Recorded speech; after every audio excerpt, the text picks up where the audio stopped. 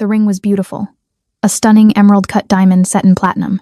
It was clearly expensive, the kind of ring that would make any woman say yes without hesitation. There was just one problem. It wasn't mine. "I'm sorry, but there's been a mistake," I told the jeweler, trying to hand back the velvet box. "This isn't my engagement ring." The jeweler, an older man with kind eyes, looked confused. "Miss Chen, this is the ring registered under your name. Your fiancé ordered it 6 months ago, paid in full, and asked us to resize it for your specific finger. That's impossible. I'm not engaged. I don't even have a boyfriend." I pushed the box back across the counter. There must be some mix-up with the names. "I'm Sophie Chen. C-H-E-N. Maybe you're looking for a different Sophie Chen." He read from his computer screen. "Sophie Mary Chen. Birthday March 15th, 1995. Address 447 West 23rd Street. Apartment 3B. Ring size 6. Preference for vintage settings and colored stones over traditional diamonds. But client insisted on this particular stone for sentimental reasons." My stomach dropped. Those were my details, exact details, including preferences I'd mentioned casually to my best friend Emma months ago, when we'd been window shopping and discussing hypothetical engagement rings. "Who ordered this?" I demanded, my voice sharper than intended. "I need to know who's pretending to be my fiancé. I'm afraid I can't disclose client information. Someone is using my personal information without my consent. That's identity theft. Either you tell me who ordered this ring, or I'm calling the police." The jeweler hesitated, clearly weighing confidentiality against potential legal issues. "Perhaps you should speak with the client directly. He's actually here now, in our private viewing room. He came to finalize some details before pickup. If you'd like, I can." "Yes, I'd like to meet this fiancé of mine immediately." The jeweler led me through the showroom toward a private room in the back. Through the partially open door, I could hear a man speaking on the phone in what sounded like Italian. His voice was deep, authoritative, the kind of voice that expected to be obeyed. The jeweler knocked softly. "Mr. Moretti, there's been a situation. The young lady is here." There was a pause. Then he said, "Send her in." I stepped into the room and froze. The man sitting in the leather chair was probably in his mid-30s, impeccably dressed in a dark suit that screamed money and power. He had sharp Italian features, dark hair swept back, and eyes that assessed me with an intensity that made me want to step back. Everything about him, from his expensive watch to his confident posture, radiated danger wrapped in sophistication. "Miss Chen," he said, standing. His accent was slight but noticeable. "I've been looking forward to meeting you. Who the hell are you? And why did you order an engagement ring in my name?" "Direct. I appreciate that." He gestured to a chair across from him. "Please sit. We have things to discuss. I'm not sitting anywhere until you explain why you know my personal information and why you're pretending to be my fiancé." "I'm not pretending to be anything. I am Dante Moretti. And that ring," he nodded toward the box the jeweler still held, "is insurance." "Insurance for what?" "For your safety. Your cooperation. Your continued survival." His dark eyes held mine. "You've been investigating my organization for the past 4 months, Miss Chen. Did you think I wouldn't notice?" The room tilted slightly. "My investigation. My secret investigation as a financial crimes analyst for the FBI. The case I'd been building against what we suspected was a money laundering operation running through luxury businesses in Manhattan. I don't know what you're talking about." "No. Don't insult my intelligence. You've been tracking shell companies, following money trails, building a case. You're quite good at it, actually. It took my people 3 months to identify you." He moved closer, and I forced myself not to retreat. "The question isn't whether you've been investigating me. It's what I do about it now that I know. If you know I work for the FBI, then you know threatening a federal agent is a serious crime." "Who said anything about threats?" He smiled, but it didn't reach his eyes. "I'm offering you a business arrangement. You stop your investigation. In return, I ensure your safety and the safety of everyone you care about. Your mother in Queens, your younger brother at Columbia, your best friend Emma who works at that gallery in Chelsea." My blood ran cold. He'd researched everyone I loved, had them identified, tracked, vulnerable. That's called blackmail. Also a serious crime. Call it what you want. The reality is simple. You can't prove anything against me. Your case is circumstantial at best. But if you persist, if you convince your superiors to move forward with charges, well, I'd have to protect my interests. And that protection might extend to removing threats. You're threatening to kill a federal agent. I'm explaining the consequences of actions. He picked up the ring box from where the jeweler had set it down. But I'm also offering an alternative. You accept this ring. You become my fiancé. Publicly. Convincingly. You use your position at the FBI to feed me information about investigations into my operations. In return, everyone you love stays safe. You stay safe. And eventually, when circumstances allow, we can quietly end our engagement and you can return to your normal life. You're insane if you think I'd agree to that. I think you're practical enough to recognize when you're outmatched. He opened the ring box, the diamond catching the light. You have 48 hours to decide. Accept the ring and my terms, or I'll assume you've chosen to continue your investigation. And I'll respond accordingly. I could have you arrested right now. Attempted bribery of a federal officer. Threats against. With what evidence? Your word against mine? This is a jewelry store. We're discussing engagement rings. You can claim I threatened you, but I'll deny everything. My lawyers are better than your entire department combined. He set the ring box on the table between us. 48 hours, Miss Chen. Think carefully about your choice. He walked past me toward the door, then paused. And Sophie, don't do anything rash like running to your superiors. I have people inside the FBI. I'll know before your supervisor finishes reading your report. And knowing, without having plausible deniability, that makes everyone you love significantly more vulnerable. Then he was gone, leaving me standing in a private jewelry viewing room with a $50,000 engagement ring and a choice that wasn't really a choice at all. I spent the next hour in a coffee shop, hands shaking around my cup, trying to process what had just happened. Dante Moretti. I knew the name from my investigation. Suspected organized crime connections, money laundering through luxury goods, ties to several unsolved crimes. But we had nothing solid. Nothing that would stand up in court. And now he'd turned the tables completely. Knew who I was, where I lived, who I loved. Had researched my preferences well enough to order a custom engagement ring. Was offering me a deal that was really a threat wrapped in expensive jewelry. I pulled out my phone to call my supervisor, then hesitated. What if Dante was right? What if he did have people inside the bureau? Reporting this could trigger exactly the response he'd warned about. Protection of his interests through elimination of threats. But I couldn't just accept his terms. Couldn't become complicit in the crimes I'd spent months investigating. Couldn't betray everything I believed in because some mob boss knew how to find my home address. Could I? My phone rang. Unknown number. Hello? Sophie Chen. A woman's voice, professional but warm. This is Detective Maria Santos, NYPD. I need to speak with you about Dante Moretti. Can we meet? Hope surged through me. Yes, absolutely. When and where? There's a diner on 8th Avenue, Pete's. Can you be there in 30 minutes? I'll be there. Pete's Diner was the kind of place that had been serving coffee and pie to New Yorkers for 50 years and would probably be there for 50 more. I found Detective Santos in a back booth, a woman in her 40s with sharp eyes and a no-nonsense demeanor. Miss Chen, thanks for meeting me. She didn't offer to shake hands. I'm going to be direct. We've been investigating Dante Moretti for 3 years. Organized crime, money laundering, suspected involvement in several murders.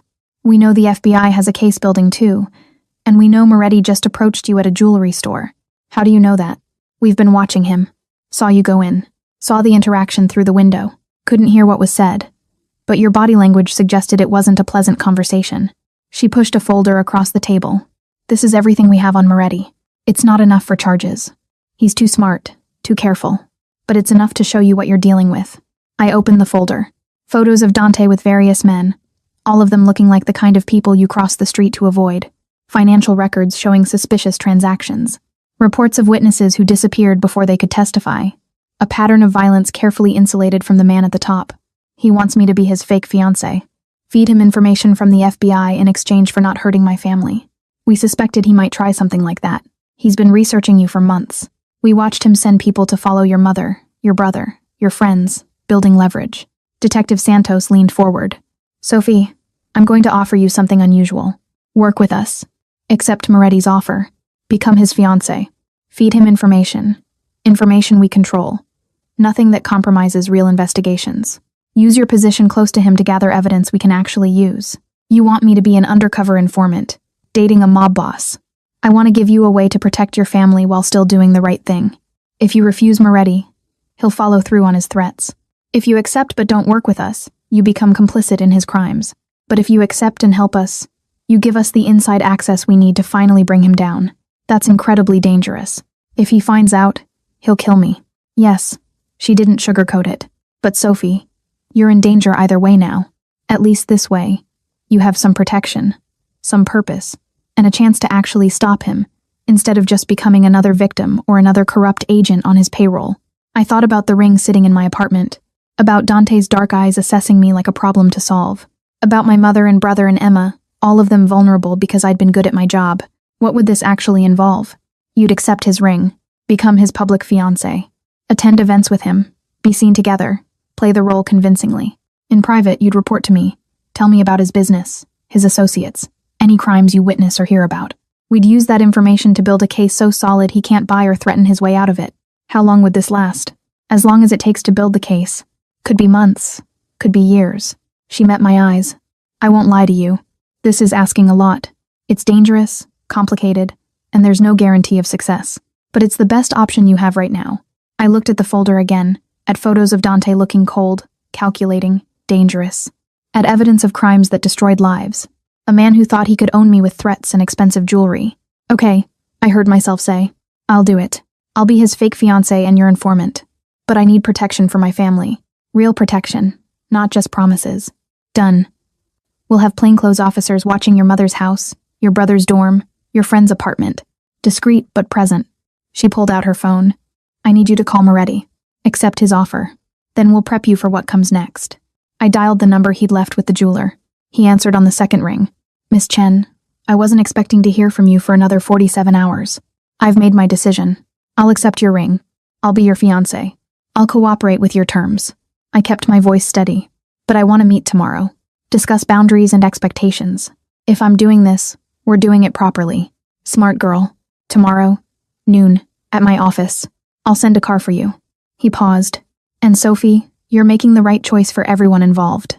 After I hung up, Detective Santos nodded in approval. Good. Natural, convincing.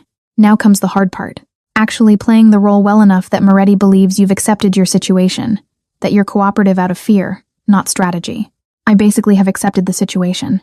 I am afraid. That part won't be hard to fake. The trick is being afraid enough that he believes you, but brave enough to actually gather useful information. She stood. Go home. Get some sleep. Tomorrow, your new life as a mob boss's fake fiancé begins. And Sophie, don't underestimate him. Moretti is smart, observant, and extremely dangerous. If he suspects for even a moment that you're working against him, he'll kill me. I understand. Make sure you do. Because I need you alive to testify when we finally bring him down. The car that picked me up the next morning was exactly what I expected. Black, expensive, tinted windows. The driver was silent, professional, the kind of employee who'd been trained not to see or hear anything inconvenient. Dante's office was in a luxury building in Midtown, the kind of place where legitimate businesses operated alongside ones that were decidedly less legal. The elevator required a key card to access the penthouse floor, another layer of security and exclusivity. He was waiting when the elevator doors opened, standing in front of floor-to-ceiling windows that overlooked Manhattan. The view was spectacular, the kind of power statement that money could buy. Sophie, punctual. I appreciate that. He turned, and I got my first good look at him in natural daylight. He was younger than I'd initially thought, maybe 34 or 35, but carried himself with the authority of someone much older. Coffee? Tea? Neither. Let's just get to business. Still so direct. He smiled slightly. Very well. Business. You've agreed to my terms. Public engagement. Information sharing. Cooperation. What are your concerns? Everything about this situation concerns me. But specifically, I need to know what public engagement actually means. Am I expected to live with you? Attend family dinners? What's the scope of this arrangement? We'll need to be seen together regularly. Dinners, events, occasional appearances at family gatherings. You won't live with me. That would be too intrusive for both of us. But you'll wear the ring, answer questions appropriately, and convince anyone watching that we're a genuine couple. For how long? Until circumstances change. Until my business interests no longer require this particular insurance policy. He moved to his desk, pulling out a folder. These are the terms in writing. Your obligations, my guarantees. Protection for your family, regular payment for your cooperation, and an eventual termination of the arrangement once I'm satisfied the threat has passed. You're paying me to pretend to be your fiancé. I'm compensating you for your time and cooperation. Think of it as a contract position. He slid the folder across. $20,000 a month deposited into an account I'll set up. No connection to you personally. No tax implications. Just compensation for services rendered. $20,000 a month. Nearly $250,000 a year for playing dress-up with a mob boss and betraying my oath as a federal agent. The money was obscene and insulting in equal measure. What about the information sharing? What exactly do you expect me to tell you? Anything related to investigations into my operations or those of my associates? Upcoming raids, surveillance activities, informants, the kinds of things that help me stay several steps ahead of law enforcement. His dark eyes were calculating. You're ideally positioned to provide early warning when the FBI starts moving on cases related to my interests. So you want me to be a mole, help you evade justice, while people you've hurt wait for accountability. I want you to be pragmatic. Justice is subjective. Law enforcement is flawed. I provide services that people want, that the system can't or won't provide. You can see that as crime or as capitalism. Either way, your moral judgments don't change our arrangement. I wanted to argue, to tell him he was delusional if he thought luxury money laundering was equivalent to legitimate business. But I was playing a role now, the scared agent who'd accepted defeat, not a crusader for justice. Fine. When do we start this charade? Tonight. There's a charity gala. Manhattan elite, politicians, business people. We'll make our first public appearance as a couple. I've already had appropriate attire sent to your apartment. He picked up the ring box from his desk, the same one from the jewelry store. First, you wear this. The ring was even more beautiful in the morning light. An emerald-cut diamond, at least 3 carats. Flawless. The kind of ring that would make people stop and stare. The kind that screamed money and commitment. I'm supposed to just put this on? No romantic proposal? No pretense of affection? This isn't a romance, Sophie. It's a business arrangement. But if you prefer, I can get down on one knee and recite poetry. His tone was mocking. Would that make you feel better about betraying everything you claim to stand for? No, just give me the damn ring. He crossed to me, taking my left hand. His touch was warm, surprisingly gentle for someone so dangerous. He slid the ring onto my finger. A perfect fit, exactly as he'd ordered. He held my hand for a moment longer than necessary. There. Now you're mine. At least as far as the world is concerned. He released my hand but stayed close, invading my personal space deliberately. Get used to this proximity, Sophie. We'll need to be convincing in public. That means touching, standing close, looking at each other like we're in love, rather than locked in mutual manipulation. I can pretend to be in love. It's called acting. Can you? Because right now, you look like you want to punch me. His smile was genuine this time. We have work to do on your performance before tonight. The next few hours were surreal. Dante coaching me on how to act like his fiancé, drilling me on details of our fictional relationship, teaching me what responses would seem natural versus suspicious to his associates. We met 3 months ago at an art gallery. You were there for the exhibit. I was there for business. We started talking, had dinner, began dating quietly. He was sitting across from me now, watching my face for reactions. I proposed last week during a private dinner at my apartment. You said yes because you fell in love with me, not because I threatened your family. No one's going to believe I fell in love with you. Why not? I'm wealthy, cultured, reasonably attractive. Women pursue me regularly. His arrogance wasn't false modesty, just a statement of fact. You're intelligent, beautiful, accomplished in your field. We make sense as a couple on paper. Except I'm an FBI agent and you're a criminal, which no one knows except us. To everyone else, you're a financial analyst and I'm a businessman. Both true, just incomplete. He stood. The car will pick you up at 7. Wear the dress I sent. Be ready to smile and look happy. And Sophie, don't disappoint me. I've invested considerable resources in this arrangement. I expect results. After I left his office, I called Detective Santos from a secure phone she'd given me. How did it go? She asked immediately. He's paying me $20,000 a month. Wants information about FBI investigations. We're going public tonight at some charity gala. I was walking through Central Park, making sure no one was following. He's smart, Maria. Really smart.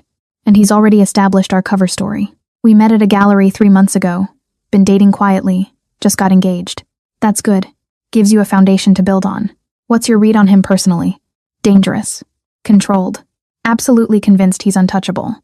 I thought about how he'd slid the ring onto my finger, the casual intimacy of the gesture. He's going to expect me to play this role convincingly. That means physical proximity, public affection, selling the relationship. Can you do that? Get close to him without compromising yourself? I don't have a choice. If I refuse to be convincing, he'll know something's wrong. If he knows something's wrong, my family dies. I looked at the ring on my finger, sunlight making the diamond sparkle. I can do this. I have to.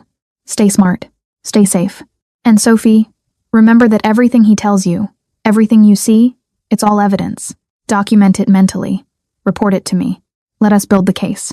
Your job is to be his fiancé, not his friend.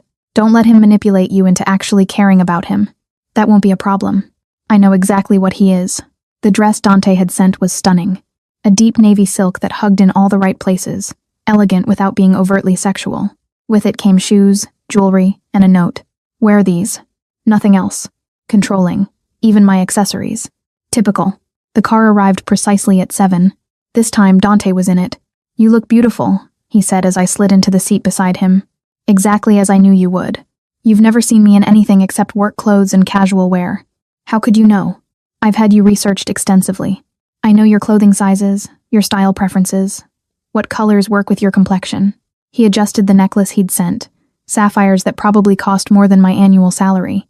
I know what you ate for breakfast this morning, what route you took to work yesterday, which books you checked out from the library last month. I know you, Sophie. Better than you might think. The invasion of privacy was stunning. That's deeply creepy. That's thorough. I don't make investments without research. You're an investment in my security, my freedom, my continued operations. I need to know everything about you to predict your behavior, anticipate problems, ensure compliance. His hand found mine, fingers intertwining. Get used to this. In public, we're affectionate. In private, we're honest. Right now, we're in public. The gala was everything I'd expected. Manhattan's wealthy and powerful gathered to donate money and network. Politicians, business executives, people who made decisions that affected millions. And scattered among them, criminals like Dante who'd bought their way into respectability.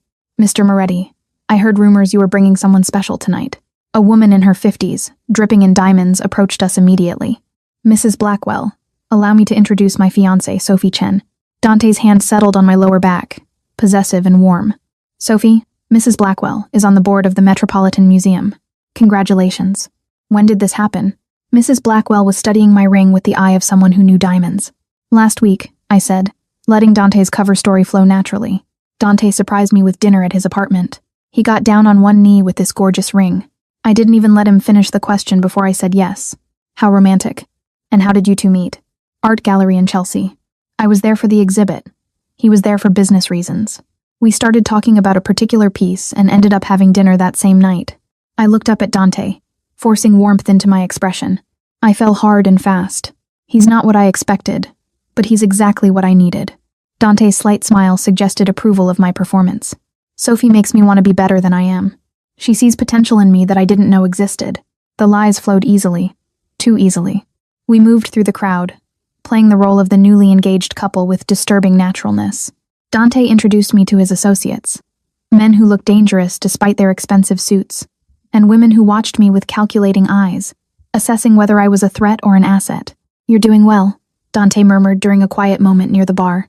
Natural, convincing, almost like you actually enjoy this. I'm good at my job, all aspects of it. Are you? His dark eyes held mine.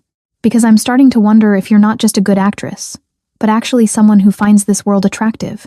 The money, the power, the excitement of operating outside normal rules. Don't project your pathology onto me. I'm here under duress, remember? You threatened my family. I offered you a choice. You made the rational decision. There's no shame in that. His hand cupped my face, his thumb brushing my cheek. It was a tender gesture that looked affectionate but felt like claiming.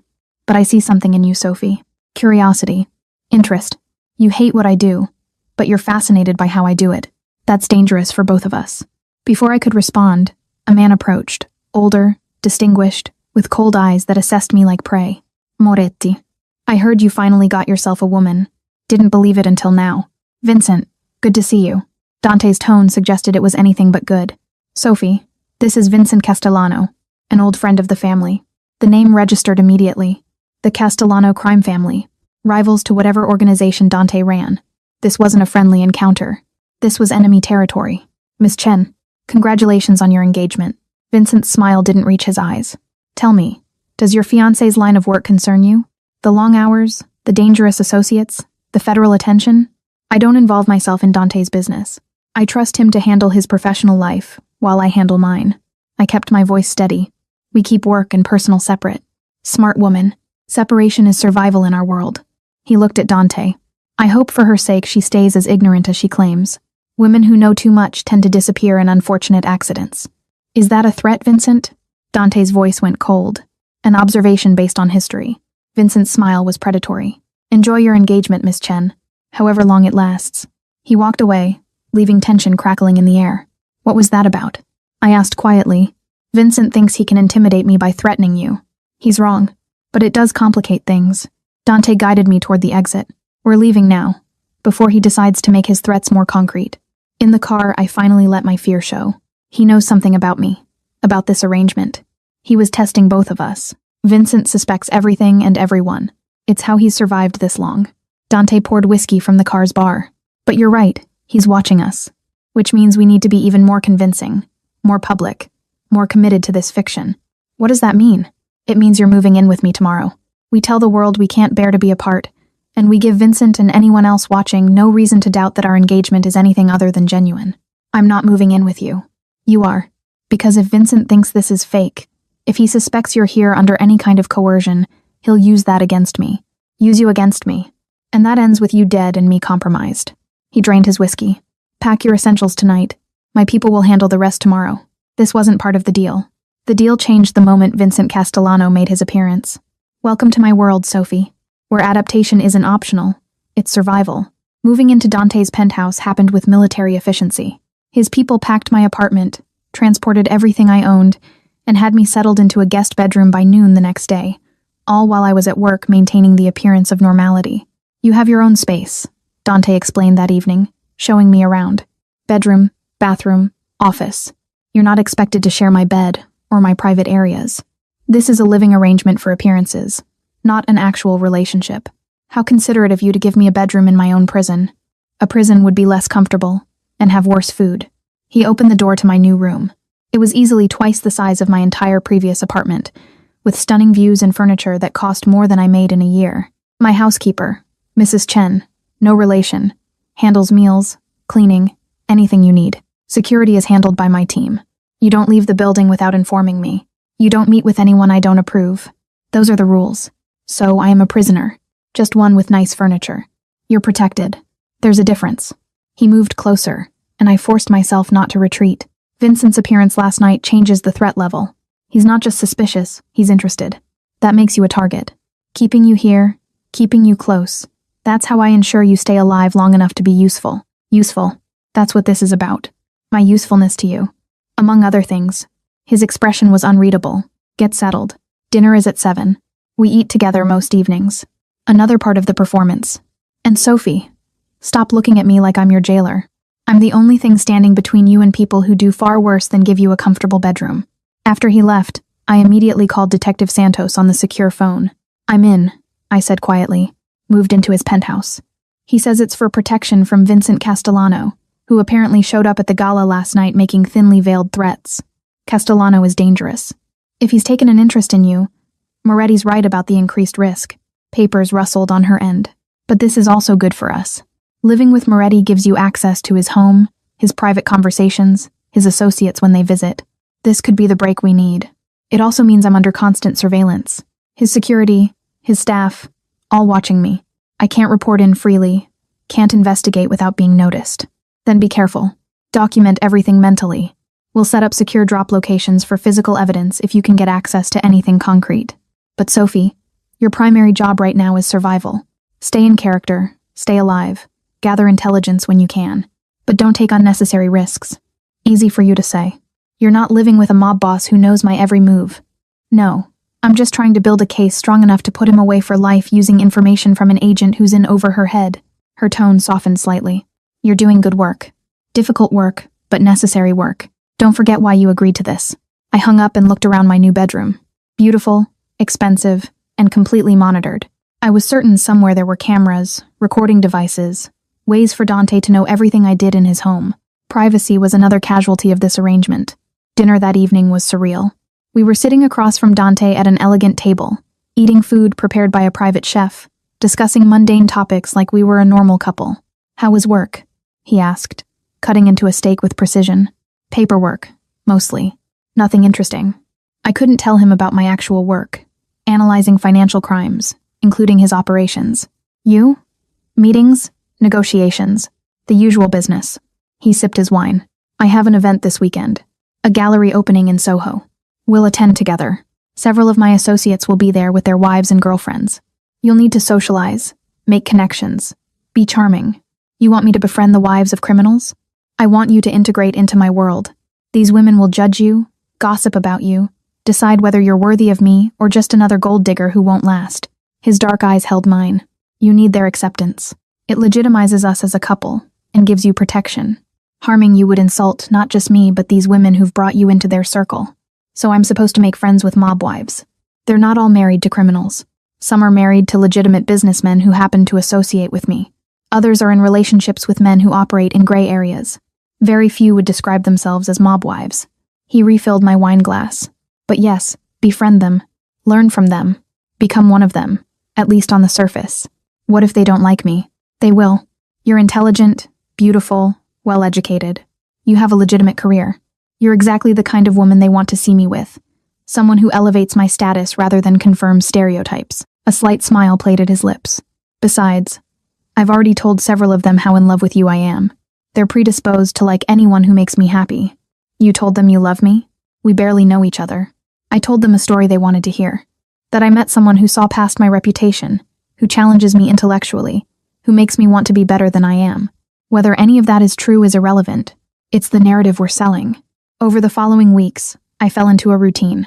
I'd work at the FBI during the day, where I carefully fed Dante outdated or useless information that satisfied his demands without compromising real investigations. In the evenings, I'd be with him, attending events, meeting his associates, playing the devoted fiancé. And late nights, I'd report to Detective Santos, building a case brick by brick. You're getting good at this, Dante observed one evening. We'd just returned from a dinner with 3 of his business partners and their wives. The women like you. The men respect you. You play the role flawlessly. Maybe it's not all role-playing. Maybe I'm actually adapting to this life. He studied me carefully. Are you? Because 3 weeks ago you could barely look at me without contempt. Now you take my hand naturally, laugh at my jokes, defend me to strangers. Either you're an exceptional actress, or you're actually becoming comfortable in this world. Does it matter, as long as I fulfill my end of the arrangement? It matters because I need to know if you're trustworthy or just biding your time until you can betray me. He moved closer, backing me against the foyer wall. I've let you into my life, Sophie. My home, my business, my circle. That requires trust. But I'm starting to wonder if my trust is misplaced. My heart raced. Did he suspect? Had I made a mistake? Left some trail? I don't know what you mean. You're too good at this. Too comfortable. Too convincing. His hand cupped my face, his thumb tracing my jawline. Real fear would be obvious. Real resentment would slip through occasionally. But you're perfectly calibrated. Which makes me think you're either genuinely adapting, or you're working for someone. You're paranoid.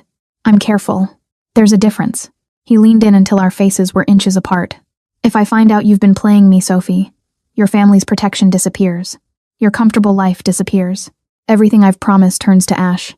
Do you understand? I understand. I'm not playing you. I'm surviving you. There's a difference. Is there? His lips were nearly touching mine now. Because from where I'm standing, survival and seduction are starting to look remarkably similar. He kissed me then. It was sudden, intense, claiming.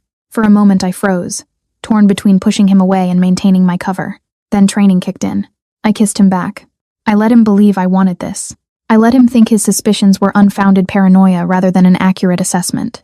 When he pulled back, his expression was unreadable. Interesting. What? You kissed me like you meant it. Like you wanted it. Either you're the best actress I've ever met, or something's changing between us. He stepped away, leaving me breathless and confused. Get some sleep, Sophie. Tomorrow we meet with Vincent Castellano to negotiate territory agreements. You'll need to be sharp. I'm coming to a mob negotiation. You're my fiancé. Where I go, you go.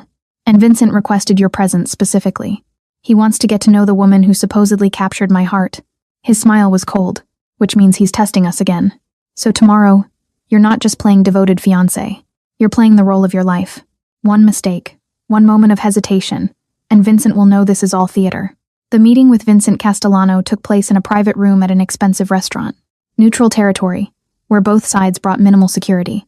I sat beside Dante, acutely aware of Vincent's calculating gaze studying every interaction between us. Miss Chen, lovely to see you again, Vincent said as we settled in. I've been curious about you since the gala. The woman who finally tamed Dante Moretti. That's quite an accomplishment. I didn't tame him. I just loved him. The lie came easily now, after weeks of practice. Though he makes it easy. He's not the person people think he is. Really? And who do people think he is? Dangerous, cold, focused only on business and power. He let my hand find dainties under the table. They don't see the man who remembers how I take my coffee, who reads poetry when he thinks no one's watching, who wants to be better than his reputation suggests. Poetry. Moretti? Vincent laughed. Now I know she's lying. Dante doesn't have a romantic bone in his body. Then you don't know him as well as you think. I met Vincent's eyes directly. People are more than their worst actions. Dante's done things I don't approve of, made choices I question. But he's also capable of kindness, gentleness, love. I've seen it. I've experienced it. That's who I fell in love with. Not the reputation, but the man underneath. Vincent studied me for a long moment. You're either completely deluded or genuinely in love. I haven't decided which. Does it matter? Either way, I'm not going anywhere. Dante's stuck with me. I smiled, letting warmth show through. For better or worse. Probably worse, given his line of work. But I made my choice. I'm standing by it. That's dangerous in our world. Vincent turned to Dante. If she's as devoted as she appears, she's a liability. Enemies will use her against you. Have you considered that? Every day. Which is why she's protected as carefully as I am. Dante's hand tightened on mine. Anyone who touches Sophie answers to me personally. That message has been sent to everyone who needs to hear it. Including me? Vincent's tone was light, but his eyes were cold. Especially you, since you're the one who keeps making veiled threats about unfortunate accidents. The tension in the room spiked. I felt Dante's hand move to his side where he kept a gun I'd learned about over the past weeks. Vincent's security shifted their position slightly. This could escalate from negotiation to violence in seconds. Gentlemen, I said calmly, perhaps we could focus on the territory agreements you're supposed to be discussing. I came here for a nice dinner, not a testosterone competition. Both men blinked. Then Vincent laughed, genuine amusement this time. She's got spirit. I like that. Fine, Moretti. Let's discuss business. But I'm keeping an eye on your fiancée. She's more interesting than most women in our world. The rest of the meeting proceeded without incident. Territories were divided, payments were agreed upon, and peace was maintained through careful negotiation. But I felt Vincent's eyes on me throughout, assessing, calculating, trying to determine if I was genuine or just performing. As we left, Vincent called out, "Miss Chen, a word." Dante tensed, but I squeezed his hand. "It's fine. I'll just be a moment." I walked back to where Vincent stood, aware of Dante watching closely. "You love him," Vincent said quietly. "I can see it. Whether you admit it to yourself or not, you've fallen for him. That's dangerous, Miss Chen. Men like Moretti don't love back. They possess, they control, but they don't love. You'll end up hurt or dead. Probably both. Why are you telling me this? Because I've seen too many good women destroyed by men in our world. You seem smarter than most. Don't waste that intelligence on false hope." He handed me a business card. "If you ever need help, real help, not the protection Moretti offers, call me. I'll get you out safely." I took the card, knowing Dante was watching. "Thank you, but I don't need rescuing. I know exactly what I'm doing." "Do you?" "Because from where I stand, you look like someone falling in love with her captor. That's not knowledge. That's Stockholm Syndrome." In the car afterward, Dante was silent, brooding. Finally, he asked, "What did Vincent say to you? That I'm gonna get hurt. That you don't know how to love, only possess. That I should run while I still can." I looked out the window at Manhattan passing by. Standard villain, concerned about the innocent caught in the crossfire. "And you said?" "That I know exactly what I'm doing. That I don't need rescuing." I turned to face him. Was I wrong? Am I just deluding myself into thinking I have any control in this situation? "You have as much control as I allow you to have." Which is considerable, actually. More than you might think. He was quiet for a moment. "Vincent's not wrong, though. I don't love easily. I don't trust easily. My world doesn't leave room for genuine emotion. Just transactions, obligations, strategic alliances. So what am I? A transaction? You started as insurance. Protection against federal prosecution." His dark eyes found mine. "I don't know what you are now. Except that Vincent was right about one thing. You're more interesting than most women in my world. Dangerous in ways I didn't anticipate." "Dangerous how?" "Because you make me want things I can't have. Can't afford. Like normal relationships built on honesty instead of manipulation. Like genuine connection instead of a strategic alliance." He looked away. "Forget it. I'm tired. Tomorrow we're having dinner with my mother. She wants to meet the woman I'm supposedly marrying." "You have a mother?" "Everyone has a mother, Sophie. Mine just happens to be exceptionally good at guilt and judgment." A slight smile. "You'll love her. Or she'll terrify you. Possibly both." Dante's mother, Isabella Moretti, was exactly what I expected. Elegant, sharp-eyed, with the kind of presence that commanded attention without demanding it. She appraised me over dinner like a jeweler assessing a stone's worth. "So, you're the one who's stolen my son's heart," she said in English with a slight Italian accent.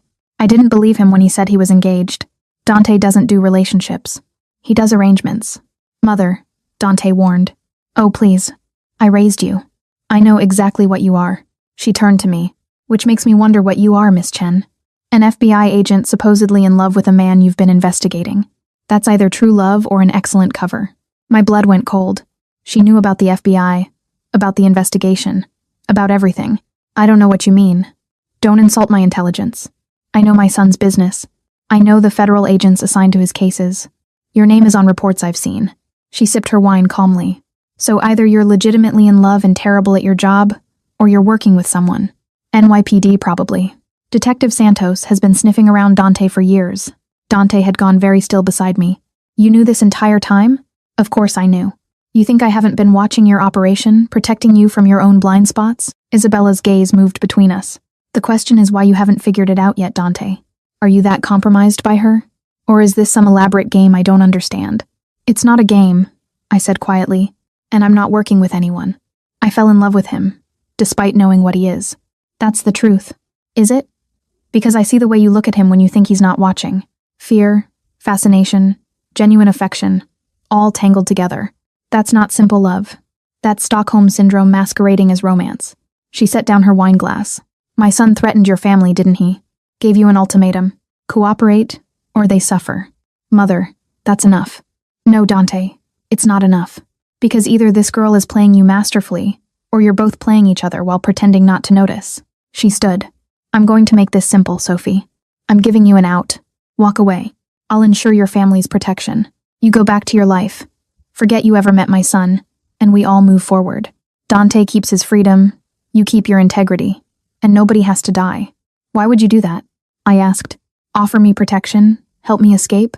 "Because I'm tired of watching my son destroy himself trying to be what his father was. Maybe losing you, losing someone he actually cares about instead of just controls, will wake him up to the fact that this life has costs he's not willing to pay." She looked at Dante with something like pity. "You love her. You actually love her. I can see it. Which means you need to let her go before this arrangement becomes something that destroys you both." The silence that followed was deafening. Dante stared at his mother like she'd revealed a truth he'd been hiding from himself. I sat frozen, processing the impossible. That his mother was offering me exactly what I'd wanted from the beginning. Freedom. "I'm not leaving," I heard myself say. "Whatever this is between us, whatever started it, I'm not walking away. Even knowing he'll never truly trust you? Even knowing every day you stay is a betrayal of everything you believe in?" Isabella's eyes were kind but unflinching. "Sophie, I've lived in this world for 40 years. I know what it costs. You're too good for these costs. Maybe, but I'm not leaving him." I looked at Dante, saw emotions warring across his face. "Whatever happens, whatever this becomes, I'm staying." Isabella studied us both for a long moment. Then she sighed. "Both of you are fools. Dante falling in love with a federal agent investigating him. Sophie falling in love with her captor. This is going to end badly for everyone. Are you going to tell anyone?" Dante asked quietly. "About Sophie's FBI connection? Who would I tell? Vincent? Your associates? Announcing that your fiancé is a federal agent would paint a target on her back and force you to kill her to protect yourself. I'm not that cruel." She gathered her purse. "But I am going to insist on one thing. Honesty between the two of you. Stop pretending this is purely strategic.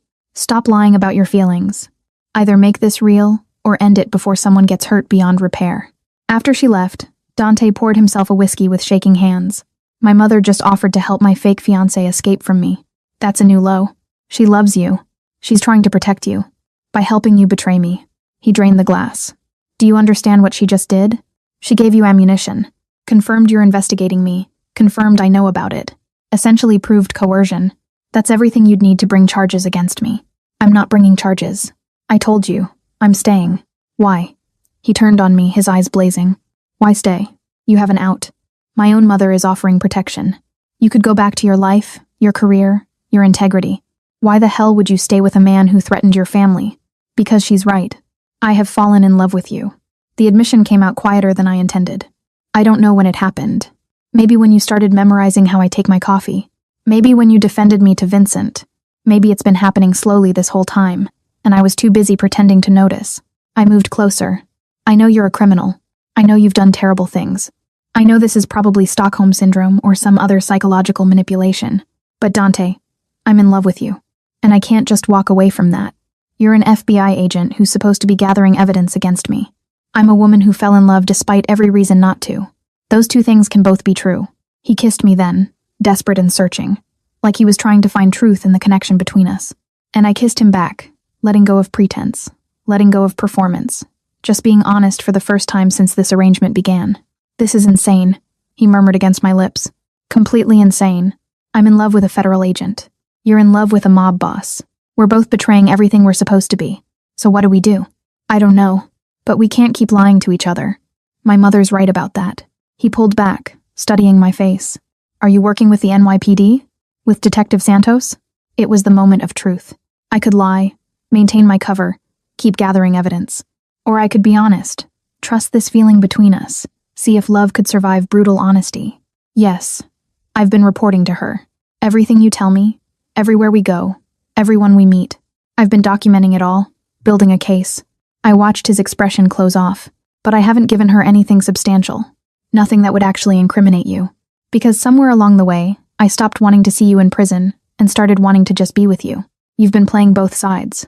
I've been surviving and falling in love and trying to figure out how to reconcile those two things. I met his eyes. I'm done, Dante. Done with Detective Santos. Done with the investigation. Done with pretending. If you want me to stay, I stay as your actual fiancé. Not your informant. Not your insurance policy. Just me, choosing you, despite everything. And your career? Your oath as a federal agent? I'll resign. Find another job, another purpose. I can't keep lying to you, and lying to them, and lying to myself about what I want. My voice shook slightly. What I want is you. Honest, real, without the games and manipulation. Can we have that? Or is this world too dark for genuine love? He was quiet for a long time, wrestling with the same questions. Finally, he said, I don't know if I know how to love honestly. My entire life has been about strategy, control, manipulation. Genuine emotion is a vulnerability I can't afford. Try. For me. For us. I took his hand. We're already in this impossible situation. Let's at least make it real. If I make this real, if I actually commit to you, I can't protect you the way I have been. You become my actual weakness instead of just a strategic asset. My enemies will know. Vincent will know. They'll use you against me. Then we'll be careful. We'll be smart. But Dante, I'd rather risk danger with you than stay safe without you. He pulled me close, burying his face in my hair. You're gonna get me killed or arrested. Probably both. Maybe. Or maybe we figure out how to survive this together. Over the following weeks, something shifted between us. We stopped performing for each other and started actually being together. I resigned from the FBI, citing personal reasons, burning my bridges carefully. I cut contact with Detective Santos, ignoring her increasingly urgent calls. I chose Dante over duty, over career, over everything I thought defined me. You're happy, Dante observed one morning. We were having breakfast together, a routine that had become comfortable rather than strategic. Actually happy, not performing happiness. I am, surprisingly, disturbingly. I sipped my coffee. I'm in love with a criminal. I betrayed my oath as a federal agent, and I'm living a life I never imagined. But yes, I'm happy. Me too. Which is terrifying. I don't know how to protect you if I actually love you. Strategy works. Love makes you stupid. Then we'll be stupid together. But of course, nothing stays simple in Dante's world. 2 months into our genuine relationship, Vincent Castellano made his move. He'd been watching, waiting, looking for weakness, and he found it in me. The kidnapping happened on a Tuesday. I was leaving a bookstore, one of the few places Dante let me go alone since I'd insisted on some independence. 2 men, professional and efficient, grabbed me off the street and had me in a van before I could scream. When I woke up, I was in a warehouse, tied to a chair. Vincent Castellano sat across from me, looking almost apologetic. Miss Chen, I'm sorry about the dramatics, but I needed to talk to you privately. And Moretti's security makes that impossible. He's gonna kill you for this. You know that, right? Probably. But first, I'm gonna tell you some things you deserve to know. About Dante. About his business. About who he really is.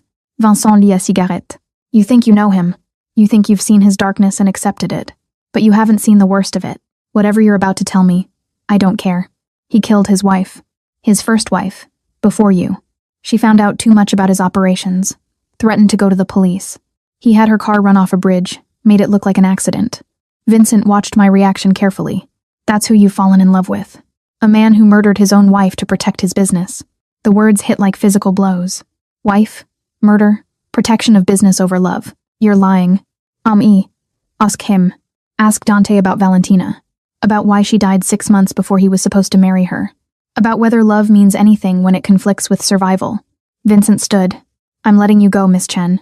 Dante's people are already tracking you. They'll find you in about 10 minutes. I just needed you to know the truth before you commit yourself completely to a man who's already killed one woman he supposedly loved. True to his word, Vincent's men left me unharmed. Dante's security found me 15 minutes later and brought me home to where Dante was losing his mind with worry and rage. Did they hurt you? I'll kill them all. I'll burn Vincent's entire operation. Tell me about Valentina, I interrupted. Tell me about your wife. He froze. Who told you about Valentina? Vincent. During my kidnapping, that lasted just long enough for him to share some interesting history. I pulled away from Dante's embrace. Your wife. The one who died. The one you allegedly had killed. Tell me it's not true. It's not. It's complicated. He ran his hands through his hair. Valentina was my fiancée, not my wife. And yes, she died in a car accident. But I didn't kill her, Sophie. I swear I didn't. But you could have saved her and chose not to. That's what Vincent implied. That she became a liability, and you let her die. She was going to testify against me, against my entire organization. Yes, I could have stopped her accident. I knew about the threat to her car. But Sophie, she'd already betrayed everything. She was working with the FBI to destroy my family's legacy. I didn't kill her. I just didn't save her. The distinction felt meaningless. So when I become inconvenient, when I know too much, when I'm more of a liability than an asset, you'll just let me die too? No, you're different. Am I? Or am I just the next Valentina? Except this time you're calling it love instead of strategy. I backed toward the door. I need time to think. To figure out if I can live with loving a man who let his fiancée die to protect his business. Sophie, please. I'm not leaving. Not yet. But I need space. Just give me space. I spent the next 3 days in my room, wrestling with impossible questions. Could you love someone capable of letting another woman die? Could you build a life with someone whose survival instinct trumped all other emotions? Could you trust that you were different, special, worth saving when the last woman in this position hadn't been? On the 4th day, Dante knocked on my door. Can we talk? Actually talk, not through doors. I let him in. He looked exhausted, aged by stress and fear. I need you to understand something, he said quietly. Valentina wasn't you. She betrayed me consciously, deliberately, worked with the FBI to destroy everything my family built. When I learned about the threat to her car, I had a choice. Save the woman trying to destroy me, or let the consequences of her betrayal play out. I chose survival. And if I betray you, if I become a threat, you already did betray me. You worked with Detective Santos. You fed information to build a case against me, and I didn't let you die. I fell in love with you instead. His eyes held mine. You're different, Sophie. Not because you're more loyal or less dangerous. Because you're honest about your conflicts. You chose me despite your duty. Valentina chose duty despite her promises to me. That difference matters. But can I trust that? Can I trust that I'll always be worth saving? I can't promise you'll always be safe. My world doesn't allow those promises. But I can promise that I will always choose you. Over my business, over my survival, over everything else. He moved closer. You changed me. You made me realize that some things are worth more than power or freedom. You're worth more. And I'll prove it every day for the rest of our lives, if you'll let me. I chose to stay. Not because I forgave everything, but because I understood that love in Dante's world came with impossible choices. Valentina had chosen betrayal. I was choosing him. That had to mean something. I need you to promise me something, I said that night. No more secrets. No more strategic omissions. If we're doing this for real, I need complete honesty. Agreed. But that goes both ways. No more working with police. No more hidden agendas. You're either with me completely, or not at all. I'm with you. Completely. Stupidly. Against every instinct that says this is insane. I took his hand. But Dante, if you ever have to choose between me and your survival, I want you to choose me. Not because I'm strategic, but because I'm yours. I will. I promise you, Sophie. I will. 6 months later, we made it official. A real wedding. Not just the performance we'd been maintaining. A small ceremony, with only people who mattered. Dante's mother cried. My own mother attended, still not entirely understanding what her daughter had gotten into. but accepting it with maternal grace. "You're sure about this?" she asked in Mandarin before the ceremony, thinking Dante couldn't understand. "He's dangerous. This life is dangerous." "I'm sure, Mom. I love him. That's enough." "Love isn't always enough, Sophie. Sometimes love is just the beginning of heartbreak." She wasn't wrong. Over the next 2 years, I learned exactly what it meant to be married to a mob boss. The constant security, the careful social navigation, the nights Dante came home with blood on his clothes and darkness in his eyes, unable to tell me details but needing comfort anyway. "I did something terrible today," he said one night, collapsing onto our bed still fully dressed. "Something that will haunt me, but it was necessary for the business, for our safety. I keep telling myself that makes it okay. Does it make it okay? No. But it makes it survivable." He pulled me close. "You're what makes it survivable.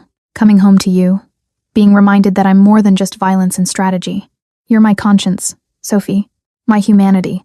That's a lot of pressure to put on one person. I know. I'm sorry. But it's true. Without you, I'd be exactly what everyone thinks I am. A monster without redemption. You make me want to be better. And are you better? I'm trying. Doesn't that count for something?" I wanted to say yes, that trying was enough. But some nights I lay awake wondering if love could really redeem someone, or if I was just enabling darkness by loving it. The breaking point came 2 years into our marriage. Vincent Castellano, who'd been watching and waiting, finally made his major move. He brought federal charges against Dante for money laundering, racketeering, and conspiracy. And his star witness was Detective Maria Santos, who'd been building her case all along, apparently without needing my cooperation. "They have enough," Dante's lawyer explained in our living room. "Phone records, financial documents, testimony from 3 of your former associates who took deals. They're going to trial. And Sophie," he looked at me with pity, "they're going to call you to testify too. As a former federal agent who lived with him, they'll ask what you know." My stomach dropped. "I can claim spousal privilege. They'll ask about things before you were married, about your initial arrangement, about your investigation. They'll ask if he threatened you, coerced you, used you." The lawyer set down his briefcase. "And Sophie, if you lie under oath to protect him, you'll go to prison too. If you tell the truth, he goes to prison. Either way, this marriage only survives if you're willing to commit perjury." After the lawyer left, Dante poured us both whiskey. "You should tell the truth when they call you to testify. Tell them everything. The threats, the coercion, the arrangement. I won't ask you to perjure yourself for me. If I tell the truth, you go to prison for 20 years, minimum. Yes. But you stay free. You get your life back." He drank deeply. "Sophie, I knew this would come eventually. I've been living on borrowed time since I started this business. At least I got these years with you. That's more than I deserved. I'm not letting you go to prison. You don't have a choice. Unless you commit a felony to protect me. And I won't let you do that." He cupped my face. "I love you enough to let you walk away, to let you tell the truth, to lose you if that's what survival requires. But I don't love you enough to let you take the fall for everything. That's the problem." I pulled away, pacing. There has to be another option. Some way out that doesn't end with one of us in prison. If there is, my very expensive lawyer hasn't found it. Over the next few weeks, I wrestled with impossible choices. Testify truthfully and lose Dante, commit perjury and risk prison myself, or find some third option that nobody had considered. The third option came from an unexpected source. Isabella Moretti. "You need to make a deal," she told me over coffee, "with the prosecutors. Offer them something bigger than Dante. Something that makes his testimony unnecessary." "Like what?" "I don't have anything. You have Vincent Castellano. Think about it, Sophie. Vincent brought these charges. He's been orchestrating this entire prosecution. But he's not clean. He's done worse than Dante ever has. If you can give the FBI evidence against Vincent, they might be willing to reduce or drop charges against Dante in exchange. How would I get evidence against Vincent? By being the brave, stupid woman my son married. By doing exactly what you did when you started investigating Dante. Dig into finances, follow money trails, build a case. Except this time, you're doing it to save your husband instead of prosecuting him. That's incredibly dangerous. Vincent would kill me if he found out. Yes, but he'd kill you anyway if Dante goes to prison. You think Vincent is going to let the wife of his biggest rival survive once Dante is locked up?" Isabella's expression was fierce. "This is your only play, Sophie. Save your husband by giving them an even bigger fish." I spent the next month secretly investigating Vincent Castellano. I used my old FBI contacts, my financial analysis skills, everything I'd learned working both sides of the law. And I found enough.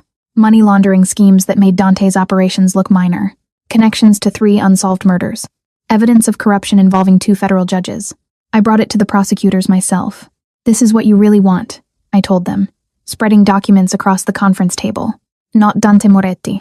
He's mid-level at best. Vincent Castellano is the real prize. Judge corruption, murder for hire, operations in 6 states. I can give you all of it. In exchange, you drop the charges against my husband. The lead prosecutor studied the evidence. This is extensive. Where did you get it? I'm good at my job. I was good at it when I worked for the FBI, and I'm good at it now working against your target. I met his eyes. But I'll only testify against Castellano if you give Dante full immunity. He walks free. Charges dropped. Case closed. He's still guilty of everything we've charged him with. But you can't prove it without my testimony. And you won't get my testimony unless he walks. I leaned forward. Dante Moretti, or Vincent Castellano. Choose. Because you can't have both. They chose Vincent. Of course they did. He was bigger, more dangerous, more connected. And I'd given them enough evidence to ensure conviction without needing cooperation from anyone in Vincent's organization. The day Vincent was arrested, I was sitting in our living room with Dante when the news broke. His face when he realized what I'd done was a mix of shock, pride, fear, and love. You took down Vincent Castellano for me. I took down a criminal who deserved prosecution. The fact that it saved you was just a convenient coincidence. I smiled slightly. Turns out I'm still good at building cases. I just chose a different target this time. You could have died if Vincent had found out what you were doing. Then I would have died saving you, instead of watching you go to prison. That seemed like an acceptable trade. I moved to him. You told me once that I was worth choosing over your survival. Turns out you're worth the same to me. He kissed me desperately. I don't deserve you. No, but you're stuck with me anyway. Vincent's trial lasted 4 months. I testified, gave them everything I'd found, and watched as he was convicted on 14 counts, including 2 murders. Life in prison, no possibility of parole. As for Dante, the charges were quietly dropped. The prosecutors got their big fish and decided the smaller one wasn't worth pursuing. We were free. Genuinely free for the first time since we'd met.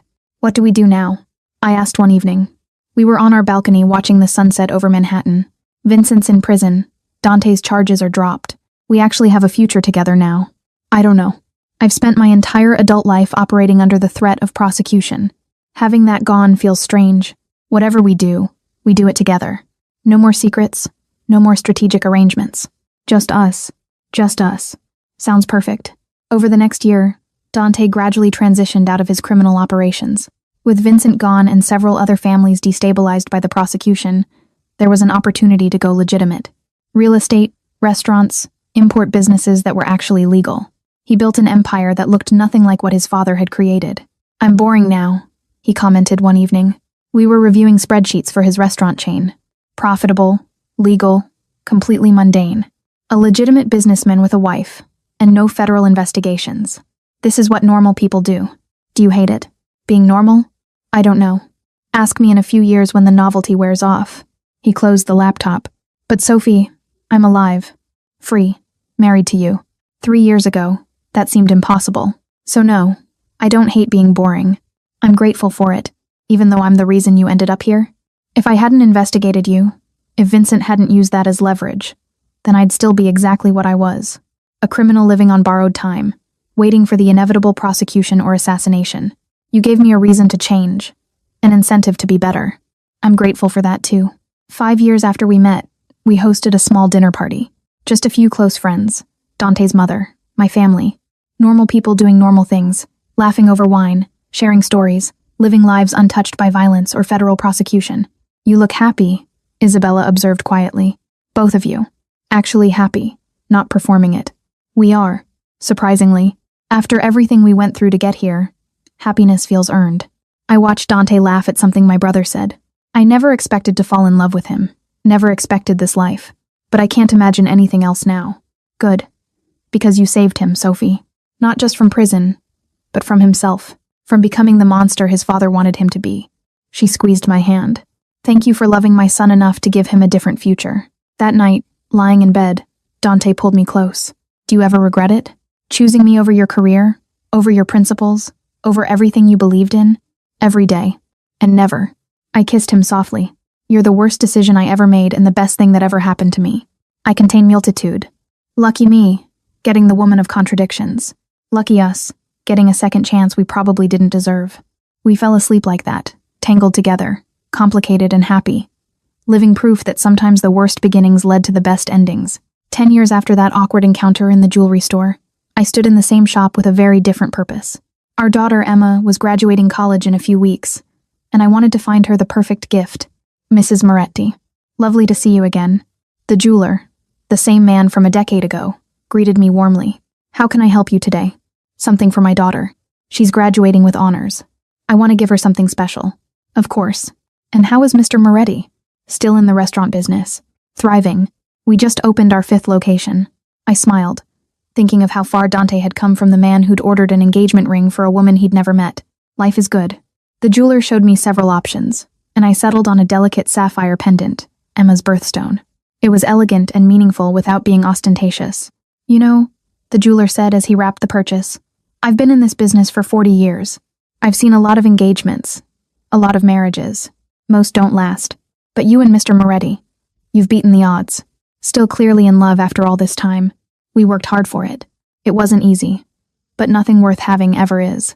When I got home, Dante was in his study reviewing plans for the new restaurant. He looked up when I entered, and his smile was genuine, the kind that still made my heart skip after 10 years. Find something for Emma? Perfect necklace. She'll love it. I moved behind him, wrapping my arms around his shoulders. Remember when your mother offered me an out? Told me I could walk away, that she'd protect my family? I remember thinking I was going to lose you, that I'd finally found something worth keeping, and it was about to slip away. I'm glad I stayed. Glad I chose you over safety. I kissed his temple. Even on the hard days, I've never regretted it. We've had a lot of hard days, and a lot of good ones. The good outweighs the hard. I moved to sit across from him. Dunche, do you ever miss it? The danger, the power, the life you had before? Sometimes. Late at night when I can't sleep, I think about how it felt to control things, to have that kind of influence. He closed the folder. But then I come to bed, and you're there. And I remember what I gained by walking away. You, Emma. A life that isn't constantly looking over my shoulder. That's worth more than any amount of power. Vincent's up for parole next year. I know. I've been tracking it. His expression hardened slightly. He won't get it, not after what he did. But if he does, we'll handle it together. Like we handle everything. You're not worried he'll come after us? I'm always worried. That doesn't go away just because I went legitimate. But I'm prepared. Security's tight. We're careful. And if necessary, I still have connections that can keep us safe. He took my hand. I didn't become a saint, Sophie. I just redirected my skills toward legal enterprises. The core of who I am hasn't changed that much. I know. I married a criminal who became a businessman. Emphasis on became. You're still the same person underneath. Does that bother you? Not anymore. I've made peace with loving a complicated man. Besides, I'm pretty complicated myself. A former FBI agent who fell in love with her target, destroyed her career for him, and took down his rival to save him. I'm not exactly simple either. Emma came home that evening, 22, brilliant, and completely unaware of the complicated history that had brought her parents together. We told her a sanitized version. We met through business, fell in love quickly, and got married despite family concerns. The truth of threats, coercion, federal investigations, and mob wars was buried under years of legitimate business and normal family life. Mom, Dad, I need to tell you something, she said over dinner. I got a job offer. The FBI Financial Crimes Division. They want me to start after graduation. The irony wasn't lost on me. Our daughter following in my footsteps, joining the organization I'd betrayed for love. That's wonderful, sweetheart, I said carefully. It's a good career. Important work. Dad? Emma looked at Dante, clearly worried about his reaction. I know you don't love law enforcement, but this is what I want to do. Dante was quiet for a moment. Then he smiled, genuine and proud. Then you should do it. You'll be excellent at it. Just promise me you'll be careful. That world is more dangerous than it looks. I promise. And Dad, I know there are rumors about your past, about how you made your money before the restaurants. I don't care. You've been a good father. That's what matters to me. After Emma went to her room, Dante looked shaken. Our daughter is going to be an FBI agent investigating financial crimes. The exact thing you were doing when we met. Life has a sense of humor. What if she investigates me? What if she finds out what I really was? Then we'll deal with it. Honestly. Openly. She's not a child anymore. If she learns the truth, she's old enough to understand complexity. I took his hand. Besides, you've been clean for 8 years. There's nothing recent to find. And the old stuff, most of the people who could testify are dead or in prison. I never wanted her to know. Never wanted her to see me as anything other than her boring businessman father. She loves you. That won't change. Trust me. I learned exactly what you were and loved you anyway. She'll do the same. 2 weeks after Emma's graduation, Vincent Castellano was denied parole. The official reason was lack of remorse and continued danger to society. The unofficial reason, which I learned through old contacts, was that someone had submitted evidence of his continued criminal operations from inside prison. Did you have something to do with that? I asked Dante that evening. Let's just say I still have friends in useful places. Vincent going free would have been problematic for a lot of people, not just us. He poured wine. I told you I was prepared. This is what preparation looks like. You're still operating in shadows. When necessary. Always. I'll go legitimate in every way possible, but protecting my family, that's not negotiable. I'll do whatever it takes, legal or not, to keep you and Emma safe. I know, and I love you for it. Even when it means you're still connected to darkness. Emma started her job at the FBI, excelling immediately. She called weekly, telling us about cases she was working on, money laundering schemes, shell companies, financial fraud. Each conversation was a reminder of what I used to do, the career I'd abandoned for love. Do you regret it? Dante asked after one particularly enthusiastic call from Emma. Giving up the FBI? Watching her do what you used to love? Sometimes. But then I remember what I got instead. You. A marriage that worked despite impossible odds. A daughter who's thriving. I'd make the same choice again. Even knowing everything you know now? About Valentina? About Vincent? About how close we came to losing everything? Especially knowing all that. Because we survived it. We're still here. Still together. Still in love. That's worth everything I gave up. 5 years later, Emma was promoted to senior analyst. She called to tell us, her voice bright with excitement, and mentioned she'd been assigned to review old cases, looking for patterns that might indicate ongoing criminal enterprises. She's going to find something, Dante said after we hung up. Some connection to my old operations. Some thread that leads back to me. Maybe. Or maybe the trail is cold enough that there's nothing to find. And if there is, if she comes to us with questions, we tell her the truth. That you were involved in illegal operations. That you've been clean for years, that people can change. She's smart enough to understand that people are more than their worst actions. She works for the FBI. She's supposed to prosecute people like I was. She's also our daughter who loves you. Those two things will be in conflict.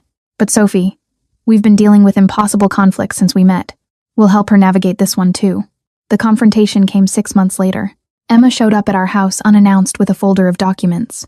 She sat at our dining table, laid out financial records from 15 years ago, and looked at Dante with a mix of hurt and understanding. I found the connections. The shell companies. The money laundering operations. Your name isn't on anything directly, but the patterns lead back to businesses you owned. Her voice shook slightly. Dad, I need you to tell me the truth. Were you involved in organized crime? Dante and I exchanged glances. It was the moment we'd been dreading. Yes, he said simply. I ran criminal operations for about 15 years. Money laundering, illegal gambling, various enterprises outside the law. I was good at it. I made a lot of money and hurt a lot of people in the process. And Mom knew? I investigated him initially. That's how we met. He was my target. Then things got complicated. I reached for Dante's hand. I fell in love with him despite knowing what he was. Eventually, I had to choose between my career and my heart. I chose him. Emma processed this, clearly struggling. So, everything you told me, meeting through business, falling in love quickly, that was all sanitized truth. We met because I was investigating him. We fell in love during an impossible situation. We got married knowing exactly what we were getting into. I met her eyes. We lied by omission. But Emma, the love was real. The family we built was real. That part was never fake. When did you stop the criminal operations? About 13 years ago. Before you were born. I went legitimate, slowly at first, then completely. Everything I've done since then has been legal. Dante's voice was steady. I'm not proud of my past, but I'm not the same person I was then. Your mother helped me change. You helped me change. I wanted to be someone my daughter could be proud of. Are you still connected to criminals? To the organization? No active involvement, but I know people, and they know me. That doesn't go away. If you're asking if I'm still committing crimes, no. If you're asking if I've completely severed all ties, also no. It's complicated. Emma stood, pacing. I should report this. The old operations, the evidence I found, it's my job. Yes, it is, I agreed. And we'll understand if that's what you choose to do. But Emma, the statute of limitations has passed on most of it. The people involved are dead or in prison. Prosecuting your father now accomplishes nothing except destroying our family. So I just ignore it? Pretend I never found out? You make a choice. The same choice I made 15 years ago. Duty or love. Justice or family. There's no right answer. Just the answer you can live with. I moved to her. Whatever you decide, we'll deal with it together. Emma left without saying what she decided. For 3 days we heard nothing. Then she called and asked to meet for dinner. I'm not reporting it, she said over appetizers. The evidence is old. Most of the operations are defunct, and prosecuting you would be vindictive rather than justice-seeking. So I'm closing my review without a recommendation for further investigation. Dante's relief was palpable. Thank you. Don't thank me. I'm not doing this for you. I'm doing it because I've looked at the evidence objectively and determined that pursuit isn't warranted. Her eyes hardened slightly. But Dad, if I find any evidence of current illegal activity, any at all, I won't hesitate. Family or not, I'll do my job. I wouldn't expect anything less. And you won't find anything. I'm clean. Have been for years. Good. Because I love you, but I love justice too. And I won't compromise one for the other, the way Mom did. The words stung, but they were fair. I had compromised justice for love. I made that choice consciously, deliberately, and I'd make it again. As Emma left, Dante pulled me close. She's stronger than we were. More principled. She's her father's daughter and her mother's. Strong enough to make hard choices, but smart enough to pick her battles. I kissed him softly. We raised her right, even if she judges our choices. Do you think she'll ever understand why we made the choices we did? Maybe. If she ever falls in love with someone impossible. If she ever has to choose between what's right and who's right for her, then she'll understand. I looked up at him, but I hope she never has to. I hope she gets to love someone simple, someone who doesn't require moral compromise. She deserves that. We deserve that too. We just didn't get it. No. We got something better. We got complicated, messy, imperfect love that survived impossible odds. That's worth more than simple. 10 years later, 20 since we'd met, we celebrated our anniversary at the same restaurant where Dante had first explained his criminal operations. It had new ownership now, was completely legitimate, but held memories of who we'd been. 20 years, Dante marveled. 2 decades since I ordered an engagement ring for a woman I'd never met. Since I threatened you into compliance. Since I thought I could control you. You never controlled me. You just thought you did. I know that now. It took me about 5 years to figure out you were always 10 steps ahead, always playing your own game. And you love me for it. I love you despite it. Because of it. In spite of it. All of the above. He raised his glass. To complicated women who make stupid men fall in love with them. To dangerous men who somehow become good husbands. We clinked glasses, drank, and I reflected on the impossible journey from federal agent to mob wife to legitimate businessman's spouse. From investigation to love to family. From betrayal to redemption to whatever we'd become. Emma had her own life now. Married to another FBI agent. Working her way up the ranks. Building a career we both admired. She'd forgiven us, mostly, though she maintained boundaries. Loved us but kept a distance from our complicated past. Do you think she'll tell her kids? I asked. About what you were? Probably. A sanitized version like we told her initially. Then the truth when they're older. He smiled slightly. Our grandchildren will grow up knowing their grandfather was a criminal who reformed. That's a legacy. Not great, but honest. You're more than your past. So are you. You're more than the agent who betrayed her oath. More than the woman who chose love over duty. You're my wife, Emma's mother, someone who makes me want to be better every day. Even after 20 years? Especially after 20 years. Because you've seen my worst and stayed anyway. That's not obligation or strategy anymore. That's a choice. Every day you choose me. That's the most amazing thing anyone's ever done for me. I leaned over and kissed him. Deep, genuine, full of 20 years of complicated love. When we broke apart, he was smiling that smile reserved only for me. You know what's funny? I said. If you'd told me 20 years ago that I'd be happily married to the man I was investigating, I'd have called you insane. But here we are. Happy. Against all odds. Best mistake I ever made. Ordering that engagement ring. Best mistake I ever made. Letting you slip it on my finger. We finished dinner and went home to our penthouse. The same one I'd moved into under duress 2 decades ago. But it felt different now. Not a prison. Not a strategic arrangement. Just home. Our home. As we got ready for bed, Dante pulled me close. Thank you. For what? For seeing potential in me I didn't see in myself. For loving me when I didn't deserve it. For staying when anyone sensible would have run. For 20 years of choosing me despite every reason not to. Thank you for becoming someone worth choosing. For changing, growing, being better than your past. For loving me enough to let me change you. We changed each other. Yes. For better and worse. But mostly better. We fell asleep. tangled together. Two people who'd started as enemies and become partners. Adversaries who'd become lovers. Lies that had somehow transformed into truth. 20 years, 2 decades. A lifetime of complications that had somehow resolved into something simple. Love. Not perfect love, not easy love, but real love, honest love. The kind that survived threats and investigations and mob wars and federal prosecutions and impossible choices. The kind of love that made you believe in second chances, in redemption, in the possibility that even the worst beginnings could lead to the best endings. We'd started with a fake engagement ring and a coerced arrangement. We'd ended with genuine commitment and a real family. That wasn't strategy. That wasn't manipulation. That was just us. Complicated, messy, imperfect us. And it was enough. More than enough. It was everything.